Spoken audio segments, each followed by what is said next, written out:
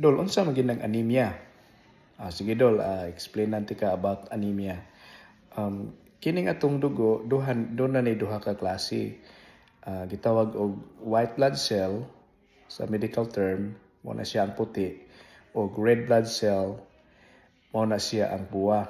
So kana sila lain-lain na siya trabaho or lain-lain na siya function. Ang white blood cell o ang puti nga dugo mao na siya mo depensa sa atong lawas, mao na siya mo fight sa mga virus, mga bacteria nga mosulod sa atong lawas. Ang red blood cell o ang puwa nga dugo, ang iyang trabaho mo na siya sakyan sa oxygen. Kaya nga atong lawas kinahanglan man nag-oxygen para mabuhi.